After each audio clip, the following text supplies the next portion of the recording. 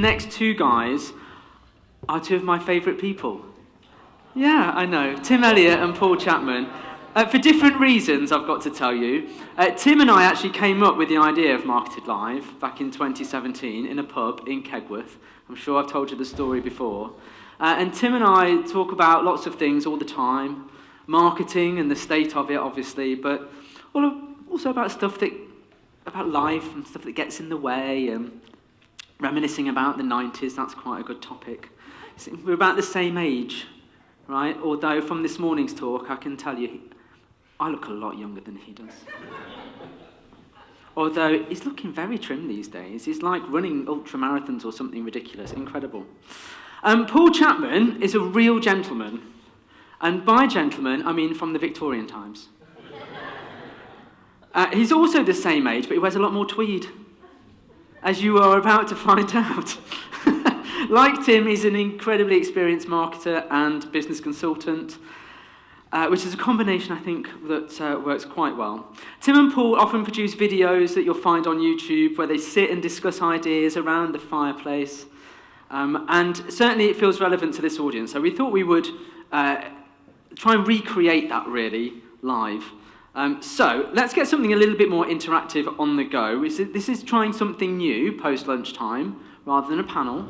So this is about questions that have come in. We've asked for questions in advance, people to ask questions of ideas or things about marketing just to get an opinion. So we've got questions, and I'm going to go around and ask the questions. If you have a question that you want to ask, then please just raise your hand. All right, Bertie. Yeah, I know what you're saying, but, we'll see. Keep it clean. Or don't. Who cares? If you've got a question, then just wave at me and I will bring the mic to you. And I will ask the questions that we've had sent in as well. So, let's get them on stage to some really appropriate age-perceived music. It's Tim and Paul. Excited, because you never quite know what's going to come up. So I thought what we'd probably do is just, if you and I just say words, they can't ask any questions, we can't say anything stupid. Well, yeah.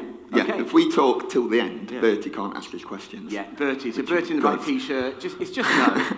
Just a firm, solid no. But it's great, we love being here. We're not sure if we're happy to be here after what we've heard this morning, because there's some incredibly smart people. Some proper brain hurters this morning. But hopefully, in some way, we can add in to this little thing. So, hit us with a question. Let's just see how embarrassing this can get. Ready.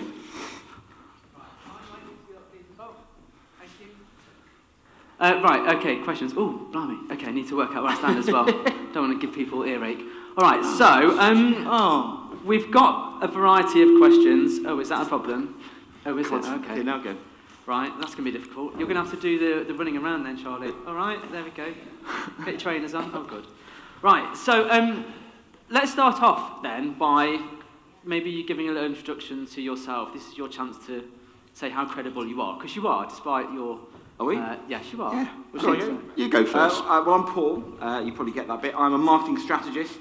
I kind of get wheeled out where people are a little bit confused. They want stuff to happen. They're not quite sure what they want to happen. So I kind of come in and do that. I'm a bit of a speaker. I'm an international speaker. I went to Ireland. It counts. I wrote a book a long time ago, which is excellent for balancing tables and thoroughly absorbent, for spills and that kind of thing. But I'm a marketing geek. I'm fascinated by it. I'm fascinated by people. I'm increasingly cross, increasingly grumpy. I kind of guys had a bit of a rant at lunch. I'm sorry. Like, can I sit here? And they're like, yeah. And they're like, oh no. I'm a bit of a geek. I kind of learn stuff. I'm fascinated by it, and I just tend to rant about it. Sometimes sat in my chairs with him. And like Tim, I'm the other one. I do less of the words than Paul, because he has most of the words. But like Paul, I've been in the marketing game for about 25 years-ish. I'm currently have a few roles. I've got a podcast with that guy over there called Steve Rick. The podcast's not called Steve Rick, he is called Steve Rick.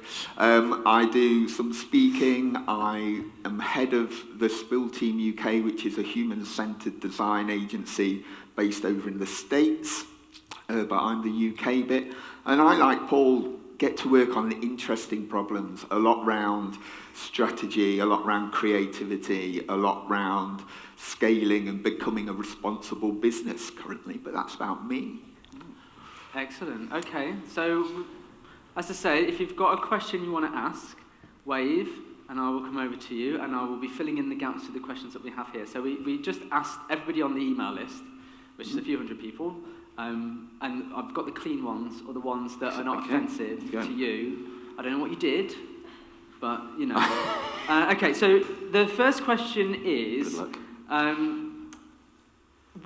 What responsibilities do you feel that marketers now have? Shall I go? Yeah, you go. So this is an interesting one, actually, and it, again, shameless plug came out of our podcast. We interviewed a girl called Fleury Forbes-Martin, who is incredible, and she runs, she's a business development director of an agency that did the Captain Tom campaign. She was behind that. Everybody knows Captain Tom and all that sort of stuff. And we were having a chat on the podcast, and with people becoming more woke, right, with people becoming more connected to the challenges we face as society, as people, as planet, we marketers, we either have a voice or we're paid to give people voices. So we have a responsibility to tell the stories that are good for people and planet, that make a difference. We're the people who amplify those messages, right, who get the right stuff to the right people at the right time. So it's our responsibility now to make sure the messages we put out are good ones, right? We have that responsibility. It's important that we learn to say no to ideas and stories that that aren't beneficial to the greater good, right? We're those storytellers. We're those people that need to put that message out into the world, I think. What about you, Chapman? Yeah, I deal with the practicality on it. I think as a group of marketers, we've got away with too much for too long. We can just put out the same old shit, and no one really cares, and kind of clients have always kind of gone, oh, and no one kind of stopped and asked about it. And I think key responsibility on that practicality side, we have to think more. You look at so many of these campaigns that people put out that kind of fall on their arse, and part of that is because the world is delighted to be indignant. There are people searching for things so they can get cross about. But actually, most of this stuff goes away. Most of the problems go away. Most of the best marketing happens when people think. A lot of the stuff we've talked about today, and if you are looking at your target market and you're understanding what Chapman was saying about the age and that sort of stuff, anybody that takes any time to stop and think, this stuff just wouldn't happen. But it doesn't happen until we spend a lot of time reacting to stuff that no one actually kind of sits down and truly spends time. This is why kind of D&I is so important, that you have to get this different culture. There's a weird thing with kind of agencies, I think. It's a bit like dogs and their owners. They all sort of start to look the same, and you get that kind of group thinking stuff, and it's not useful. But I think for us as marketers, the biggest responsibility to our clients which pay us, and looking at that side of it, we have to stop and think more. And it blows my mind that people don't, because you look at some of the real howlers and think, this whole problem disappears if someone spends, and it's not, we're not talking about like 20 minutes here, someone spends 5 minutes just thinking through a problem. And I think that's a huge responsibility on us, because we can no longer put out crap, because there's too much noise. All the power is with the consumer now. There's too much noise, there's too much rubbish. We have to have this time where we are just going to stop and think about stuff, because every result from that, it's just a lot better, it's a lot more likely to work. I think it's a big one. I get really cross about it, but people just don't think enough. Yeah, and I think it harks on to Nathan's talk earlier about mentioning the core values, right? Yeah. If we understand the core values of ourselves and of the brands that we work for and the brands we try and amplify these voices, they make decision-making easier, right? All those things, all that top 10 list, including listening to Nathan's podcast, is definitely makes those decisions easier, right? Helps us think. They're tools to help us think better, I think. Yeah. Answered. Can I just ask them, what was your big takeaway from Amy's talk this morning? You're talking about creativity there and doing things differently. What would you take away from Amy's session this morning? It's the weirdness is a good one, right? So there's a great book called Rare Breed by Sonny Bonnell and Ashley Hansberger, right? And they, a bit like archetypes, if people are familiar with brand archetypes, the roles we play, there's like a new version of that, but one of those, and there's a test you can do online called the Rare Breed Test. And I'm a weirdo, weirdly. Strange. Who would have thought that, right? But it comes out like the weirdness, right? They're superpowers, right? I can't remember who, it might have been Amy actually, but said diversity is a superpower, right? The stuff that make us weird as a kid, right, is the stuff that we have to take forwards now, makes us special now, makes us remarkable now, makes us stand out, makes us do stuff a bit braver, right? The stuff that amplifies our humanity, because so many people are, and the world, right? The world is designed to make us conform, right? And we need to rebel against that as the creative folks, the people with a bit more gumption to get out into the world. But I think it's that really. I take there's a bit of weird in everybody, whatever that means to you, right? Amplify that out is what I take away. I think there's two bits for me. I think there is, you look, you know, at the start of the pandemic, there was a great bit of content from someone, I want to say Michael Owen, could be, and he basically put all these huge brands marketing together. And it was exactly the same words, exactly the same plinky-plonky piano music, exactly the same kind of bullshit. And, you know, and this is crazy. These are huge budgets that have gone into making something that is so uninteresting. But I think that happens now because everyone is so kind of shit scared. And I think a big part of this is that it's just really difficult because I'm not qualified for this. And there's many, many smarter people, most of them are in this room. But at some point we have to call kind of bullshit on the, like the Channel 4 ad thing. Like the stuff that was going into there, you know, the kind of the comment was it's promoting kind of sexual assault. I think it just isn't, and at some point we have to be brave enough to kind of stand up and go, well, actually, no, because I think creativity is being stifled. I think people are rightly so scared about saying stuff because they'll get it wrong. And I think, you know, I went on a TV show ages ago, and I thought I was there to speak about marketing stuff, but it was just after the Harvey Weinstein, and the kind of first question was, you know, where's the line on sexual harassment in the workplace?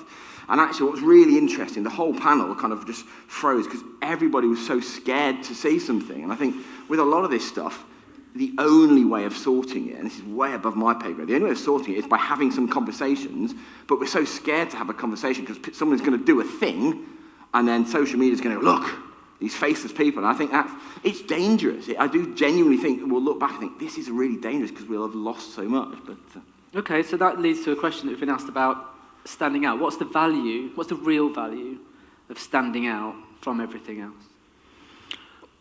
So, I mean, it's all about the edges, right? Like the edge of the marketplace, the edge of the ecosystem that you play in is where all the action happens, right? Like I just said it a minute ago, right? The world and businesses and brands are constraints, right? Are all here to make us conform, right? And there's loads of really good kind of social, like software, marketing software that makes it easy to do stuff, right? To ship marketing out, right? But making it easier is not the answer to be effective, right? Making it harder, making it more creative, making it stand out, making it a bit weird is the key to effectiveness, right? I think there's a marketing theory, I think Sharon's gone back to the uni, but a marketing theory called the mere exposure effect, which basically, I won't do the academic version, but it basically says the more you're seen, the more you're remembered, the more you're chosen, right? So you have to be remembered, right? How do you ask yourself and your brands or your clients' brands, right? What makes them remarkable? What makes them stand out, right? It can only be one or two little things, but that's the stuff that you need to amplify out because they're only yours, right? And another side to that, it usually involves people or relationships, right? The humans within a brand, the people bit, the intangible stuff, the emotions, the meaning, the values, the purpose, all that stuff is the stuff that makes brands unique and stand out, I think. And we've got a responsibility to amplify that, to put that out, I think. Yeah, I think the reality is you don't have any other option. There is simply no other option than standing out, and because every piece of marketing, it has to start with awareness, because if the person you're trying to go for doesn't know you're there, then you're just lost. Something has to stop them in their tracks long enough for them to deliver what I would kind of call the old shit moment. They're going, oh shit, okay. And that's it. And without that, you don't get to the next step. You don't drive any of that. You can't drive any engagement. You have to have this. You have to have something has to happen that gets into their world to stop. This is why I use much more direct mail than most other people. This is why I'm really kind of amused. I think most people would like to run their business without marketing. Like the next level, that most people are trying to do marketing, so the thing that gets the customer for the least possible spend. And I just don't get it, because you can spend such small amounts of money and just that, but you have to get awareness. When I wrote my best-selling book, have I mentioned that? Available in all terrible. It was a few years ago, Chapman. So you're still rolling that out? Yeah, 2017. But go and search it; it's amazing. When I wrote that, do you know what? Having a bestseller was super easy. It was a really good thing. It was a great calling card because it was different. It had that standout ability. Now it's kind of so easy to do. It's kind of this kind of stuff is so easy to kind of create, and it's no longer as powerful as it was. You can still use it in different ways, but something has to happen. Something's got to land in your prospect's world, in whether that's digitally, whether that's kind of hard copy, whatever it is. Something has to land that stops them for a second. And I simply don't believe that plinky plonky advert with its same music, same words. That isn't going to get you seen. So if you're not going to get seen, the rest of it becomes just entirely pointless, because you'll pour money into this sort of stuff, but it doesn't matter, because the people you really want to see it haven't seen it because you haven't done it. And I think, just as I've finished the rant, that comes with the other side of it, is that to do this, you will get stuff wrong. You will do a thing, you'll put it out there, someone will take offense of it, that's just how it is, and you will get it wrong, but I don't think you have an option. You have to do stuff that is an outlier, something that people aren't expecting to see, because otherwise it won't be seen. And because of that, there will be that downside. You are going to get this wrong at some point. Okay. Thank you, best-selling author Paul Chapman. Sounds so much better when you say it. Do it again. That's okay. No worries. Best-selling author Paul Chapman. Right, we've got a question from the audience. Victoria Taylor, I believe you'll have the first question. My Lord. Oh. Hi, boys. So my question is, I know you both talk about storytelling. I think storytelling has got really lazy, okay? And I think what we're seeing at the moment is a trend where people will tell their story, because we've all been told to tell our stories, right? And going on LinkedIn reminds me of watching The X Factor. So you know when you used to you knew who was going to win because they got the personal story and it was very sad and they were the winner in the end. And I feel like it's become quite lazy, and we're seeing a lot of this telling our life stories and all our tragedies, then there's an epiphany, and then buy my stuff, right? I think it's getting really old. So I want to know what you guys would say are the key ingredients to really good storytelling, because I just think it's got really lazy. That's a good question. Good question. That was a serious question. I was not expecting that. We weren't See? Yeah. You can go if you like. I don't want to. You go. Okay, I'll go. Actually, I'll go. No, go on.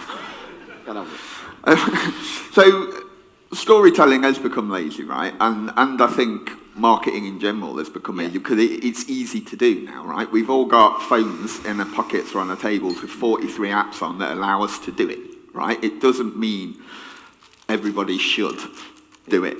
But there's long been, we know what effective communication is, right? There was a guy called Aristotle in 330 BC that wrote about it, and it's still true now, right? It's been about.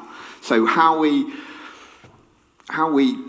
are not effective communicators still after, I can't do the math, 1600 years, right? 1700 years? It baffles me. But the ingredients are that you have to tell your story with a focus, right? It needs a heart, right? It needs one idea at the center of it to be effective.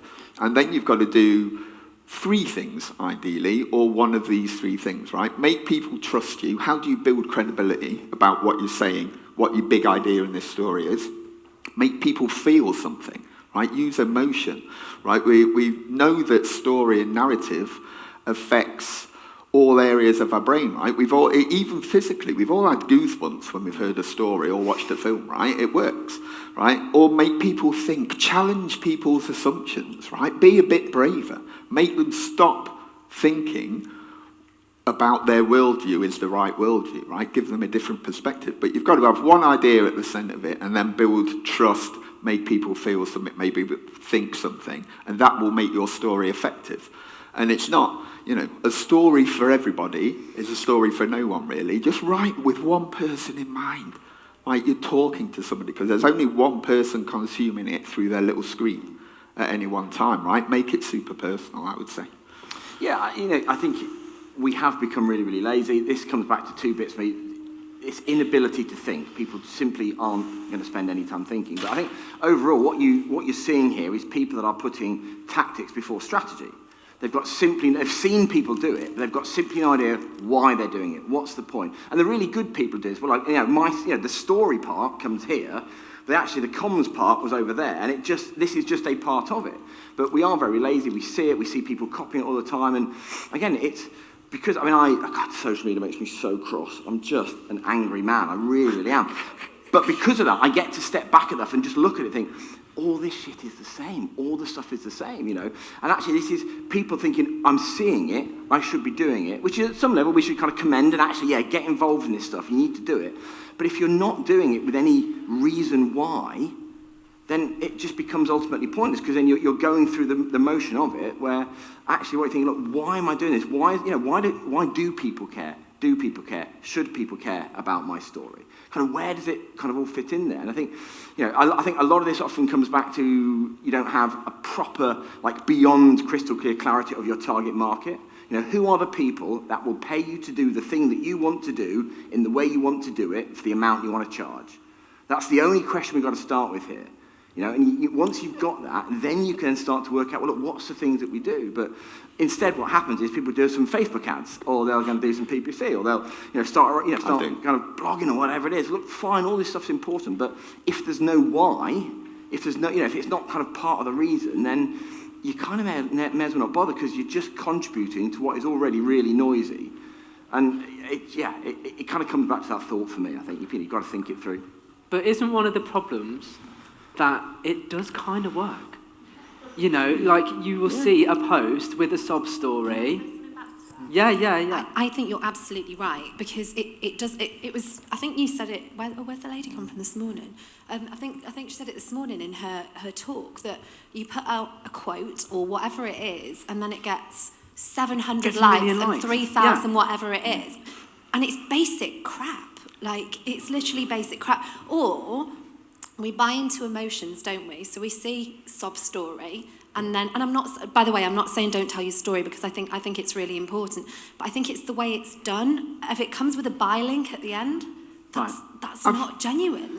It's just not. But by then it's too late, because everyone's liked it and gone, support. Yeah, I know. The support emoji for LinkedIn. But then I think it makes us lazy, doesn't it? Because we kind of go, oh, that works. But actually, it's the meaningfulness of the interactions, right? Yeah. Because engagement is not tricky to do, right? You put a pretty picture up on Instagram, people will like it, right? It's either, but how meaningful is that, right? And the meaning behind the actions we take is super important. And I think you can substitute or sacrifice volume of engagement for meaningful engagement, and it'll be a lot better for the planet. I think it is super easy to generate likes. It's super easy. It's also kind of, I was going to say it's super pointless. It's not.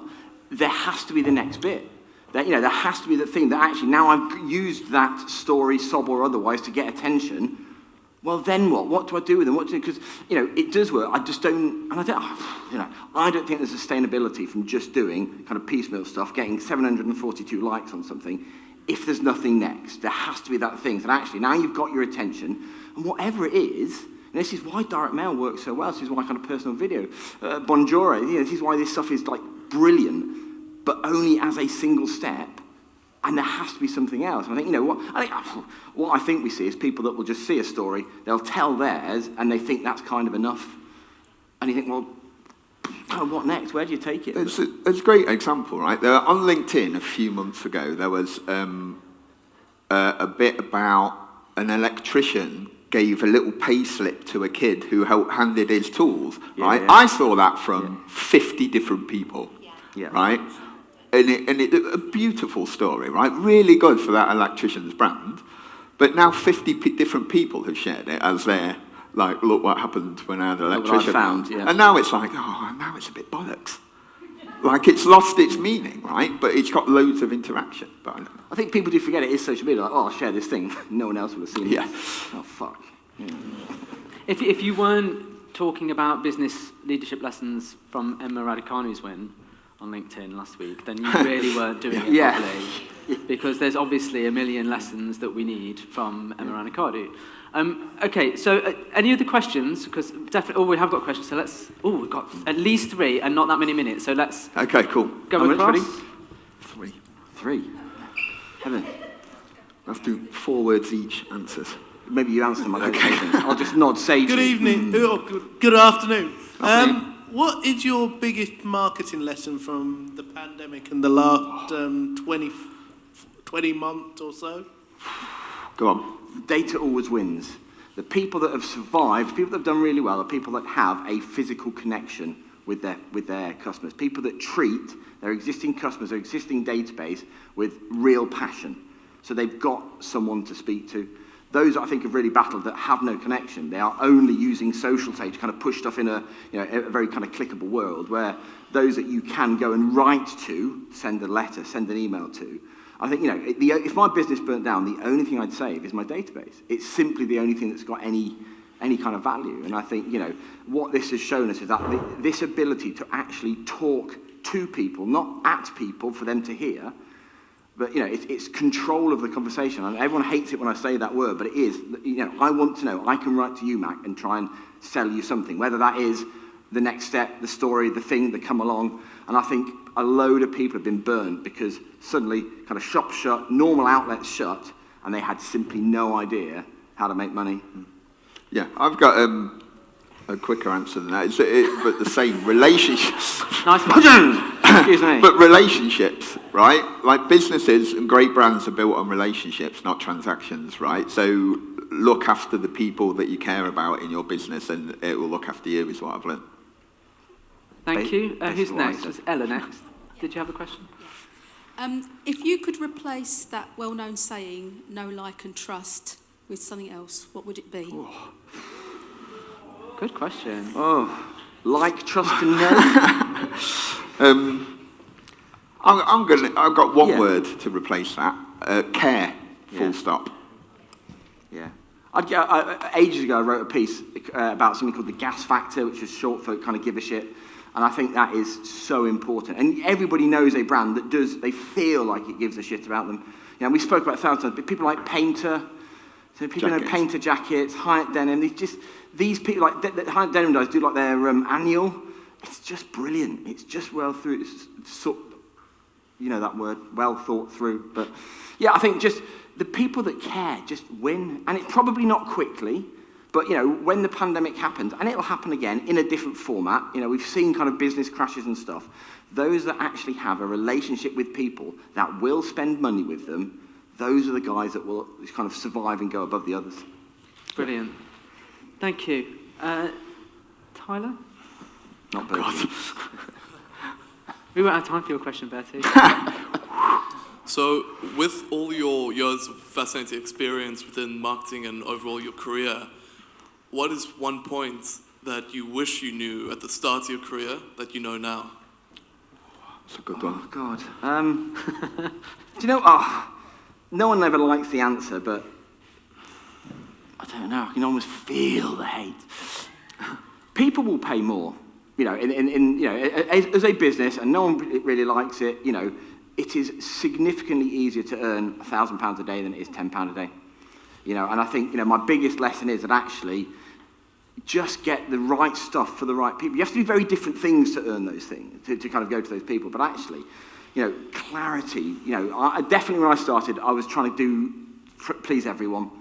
And actually, I worked out quite recently that, there are 10 people here. These 10 people will give me everything I need. And then all my effort is about them. I can speak to them as people. I can do stuff that's right for them. And I think, I wish I'd known that that was an option, that I didn't have to just kind of throw it all around. I could go to a target market, whether it's high end or low end. Yeah, I think I wish I'd known that a long time ago. Similar to me, really. I think to ruin a Seth Godin quote, I think, like, do good work for people who care, right? But only do work you're proud of, right? If we all know what a portfolio is, and some designers, if you're designers, have beautiful portfolios of the work, right? But I've spent a lot of that 25 years not doing stuff that I'm proud enough to put in a portfolio, but now I proactively choose that, right? And it's come, after a long time and many really boring client projects that, were delivered and fine, but just do work you're proud of, because you'll be a better human and that will make you a better marketer, and so on and so on. Yeah. Great stuff. Yeah. All right, I have one final question before you go. This is a theoretical question, quick answers only. Right, so you are a firm of solicitors, or you're responsible for the firm of solicitors' budget. Yes. What would you do if you had £100 to spend a month? Yes. And what would you do if you had £50,000 to spend a month? I would do the same thing. Yeah, I would invest in, if you've not got one, hopefully you have got one, as some kind of CRM, right? And look at upselling or cross-sell, because most solicitors, like sweeping generalisation, will have some kind of form of conveyancing work that will be the first person's interaction with a solicitor is when we have conveyancing, usually, right? Upsell from there, right? Because people's lives change at various places, right? You get married, get divorced, have kids, need wills, right? Every time something changes, there's a selling opportunity for a solicitor. So just be nice and care about your client and talk to them regularly. That should be 100 quid's worth. Okay. And 50k? Do you know what? This is a really, really good question, because I think this is an industry that gets it massively wrong. If it was me, I would put all that money into PPC and content, because if you go and search for, go and search for divorce lawyer Nottingham, do it on like a hidden browser in case, shared thing. Awkward research moment there. It's really weird. So you've got people going through like this mad time in their life, painful, horrible, etc., etc., etc. And actually what these solicitors are all doing, they are just showing you a name. So I search for divorce lawyer and I get, Chapman law, Elliott law, Smith law. And so you are paying money to ask me in a difficult time of my life to make a decision that might affect everything based on a name, which is complete bollocks. What you should be doing is putting some content behind that. So, let's just say I'm searching for divorce law in Nottingham, and actually the first thing I say is, 4 things you need to know before you go through a divorce. What actually happens in a divorce? Put content there that actually someone can think, got a safe pair of hands here. Pay that money to answer the question.